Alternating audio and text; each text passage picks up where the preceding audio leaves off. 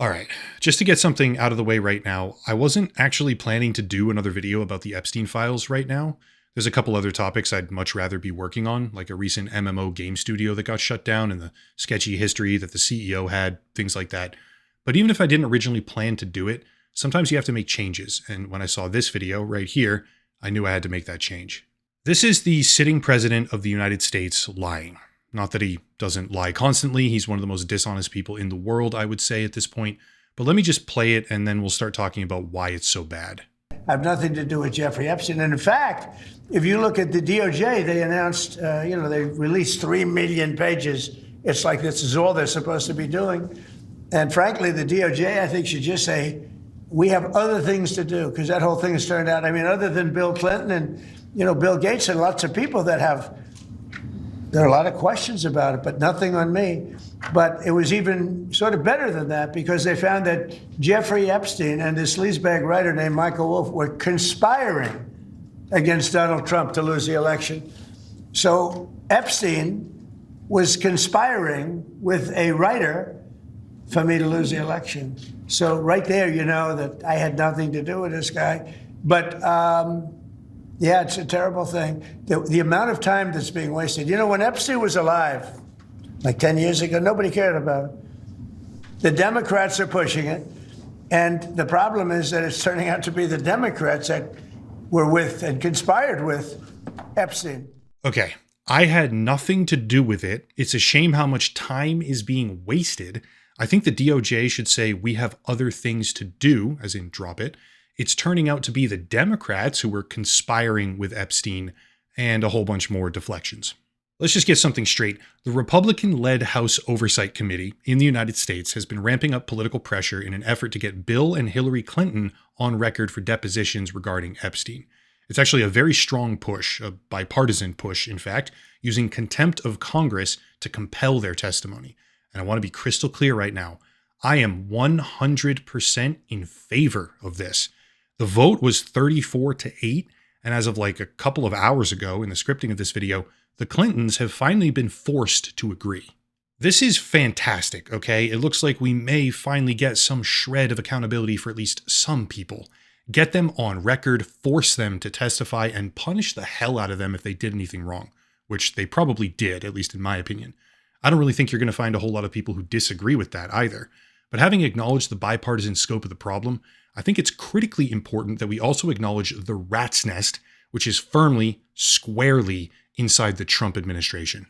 I'm going to truncate this next part as much as possible. Anyone who's looking for deeper descriptions of who these people are and what they do, there's a whole playlist of videos before this, which might be useful to you. But for the sake of time, I'll be avoiding a detailed backstory and simply giving job titles or general associations. Some of these points and documents are being repeated from the previous video, by the way, but I'll keep those parts as brief as possible. Here goes. Jeffrey Epstein was obviously, as everyone already knows, an extremely prolific figure in the worlds of finance and politics. During 2008 and 2009, he faced his first investigation and subsequent conviction with a charge of soliciting a minor for prostitution. But as a result of the recent document dump, we can now see the actual indictment from that time period, which is ironclad. The indictment features multiple co-conspirators, like deeply integrated co-conspirators, by the way, as well as 2 of Epstein's personal aviation companies, and it was drafted under the guidance of Florida's Southern District Attorney at the time, Alexander Acosta. He's number 1 that we're going to talk about. Inexplicably, some indications point towards this being a direct result of Epstein's major connections to various different global intelligence agencies. However, inexplicably in terms of actual proof, I should say, Alexander Acosta offered Epstein a shockingly favorable plea deal. All co-conspirators would be given total immunity, and Epstein himself ended up serving just 13 months of an 18-month community prison sentence. Alexander Acosta would later be appointed by Donald Trump as Secretary of Labor, 2017 to 2019. He resigned in shame following intense political backlash, go figure, over his handling of the Epstein case. That's number 1. Number 2, in 2016, during the first campaign of President Donald Trump, Steve Bannon was named as the chief executive officer of that campaign. After winning in 2017, Bannon was appointed chief strategist and senior counselor to the president, after which he became close with Jeffrey Epstein, who advised him on various pro-Trump media campaigns following his departure from the administration. Number 3, Elon Musk. By far the single largest donor of the 2024 election season, Elon Musk devoted almost $300 million to the election of Trump and political allies, after which he was given inside access to the federal government and was allowed to eviscerate practically every single governmental agency that was currently investigating his own companies. The resulting savings from this Department of Government Efficiency, also known as DOGE, do not exist. Spending year over year drastically outpaced 2024 in 2025, with the deficit exploding more than it had under any previous administration ever, period. Meanwhile, as the files get released, we find out that contrary to his public statements for the past decade, Elon Musk was practically begging to attend, quote, the wildest parties on Epstein Island, while Jeffrey Epstein was given personal tours of SpaceX. Number 4, Howard Lutnick, the current United States Secretary of Commerce appointed by Donald Trump.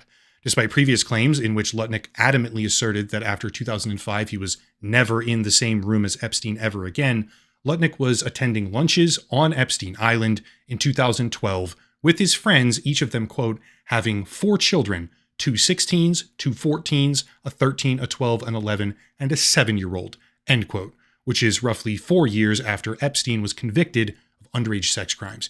The sitting United States Secretary of Commerce, appointed by Donald Trump, was bringing his friends, their children, and his own children to the personal pedo island of Jeffrey Epstein, after he was convicted of his first offense, and subsequently given a ridiculous plea deal by Trump's first pick for Secretary of Labor, which he then lied about in 2025.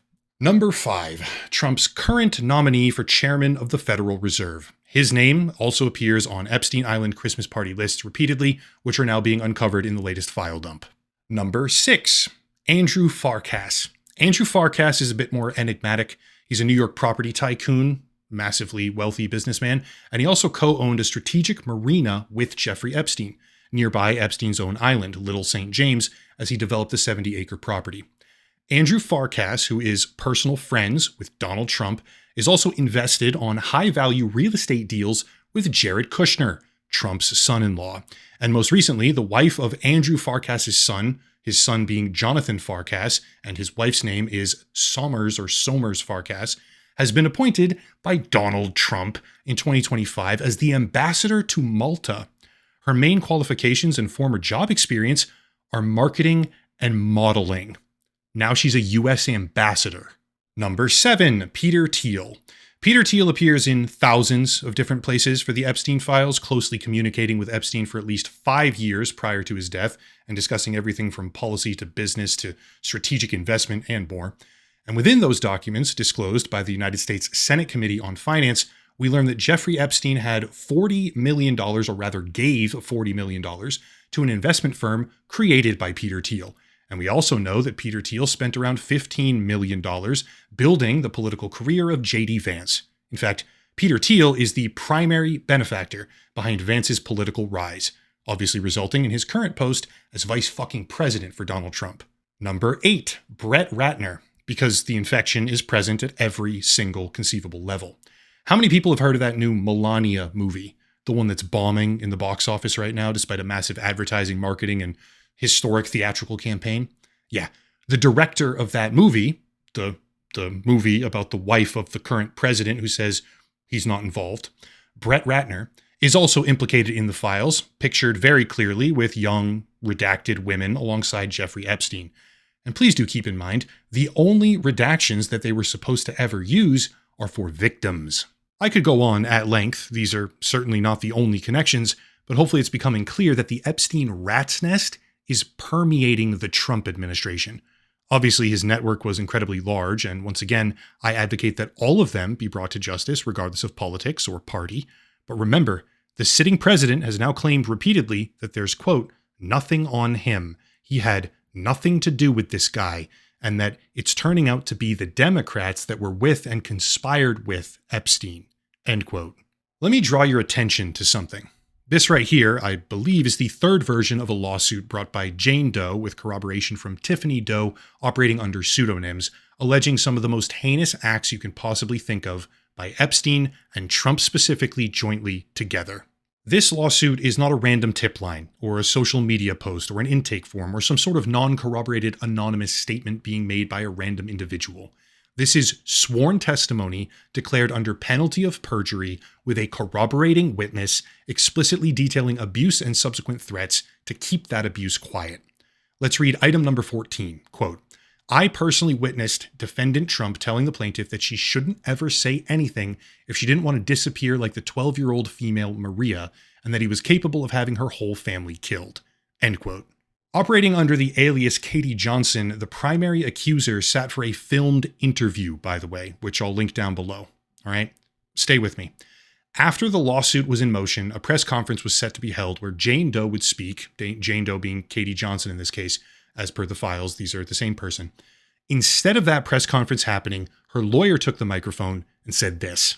Jane Doe was here all day.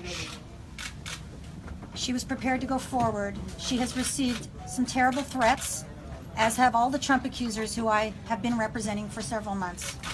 She's in great fear, and she was unable, ultimately, to do this. Whether you do or do not believe that statement by itself in a vacuum, I think it's important to make something else clear. And that is that Donald Trump did not sue this woman. He didn't sue for slander, libel, defamation, none of it. Not anything at all. And yet, if you look at his substantial history of litigation in a more broad sense, the pattern is extremely clear. Donald Trump will sue everyone at the drop of a pin. He sues businesses, individuals, and entire government agencies. He sues you if you say things he doesn't like. He sues you if you criticize him. For fuck's sake, he'll even sue people and news agencies and establishments if they don't say enough positive things about him. Donald Trump will sue anyone and everyone if they ever cross him in any way. And yet, when this lawsuit happened, nothing, not a peep. After receiving threats and the canceled press conference, the lawsuit was withdrawn 2 days later. And while it's true, a withdrawn lawsuit is not proof of wrongdoing at all, no such thing, it's not a conviction or a jury verdict or anything like that, the idea that these files have nothing on him is an asinine, dishonest, manipulative, and shameful lie. I don't feel like I should need to say this right now, but I obviously have to. Elsewhere in the world, revelations about a politician's close proximity to Jeffrey Epstein have consequences. A British politician, Peter Mandelson, has resigned from the House of Lords, facing a potential police investigation over his ties to Epstein. A national security advisor in Slovakia has just now resigned because of similar connections. And yet here, in America, the people most deeply integrated with Epstein, permeating the highest levels of our government, and the ones that lied about it, they've said for north of a decade, most of them, that they had nothing to do with this guy. They simply pretend that their name just isn't there. I'm not going to sit here and read them all. It is some really dark stuff.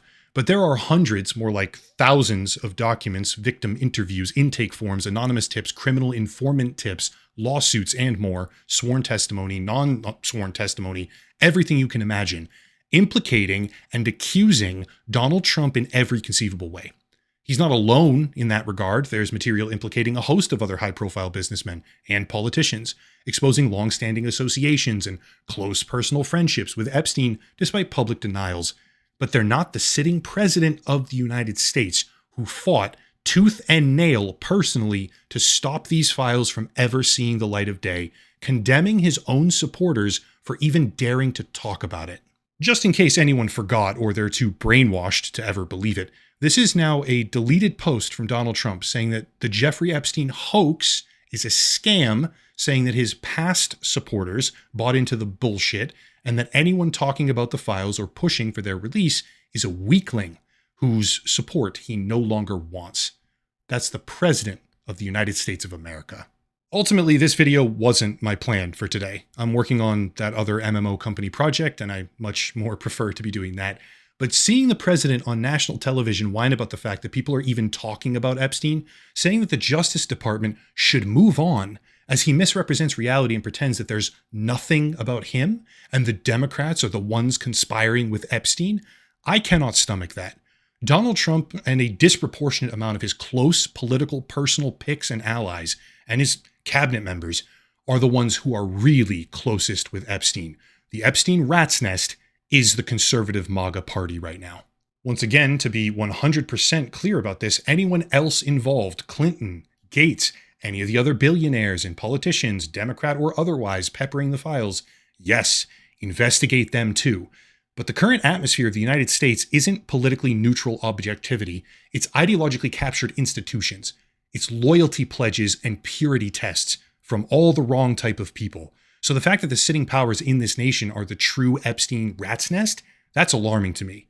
That's the type of thing that requires vocalization and pushback from everyone else, because if we don't recognize what they are and condemn it, then we're honestly complicit. That's it. If you want to support the channel, check out the links down below. A special VPN deal, locals and Patreon, channel memberships, merchandise, other stuff as well, but I'll cut it there and stop rambling. As always, thank you all for watching, question everything, and have a nice night.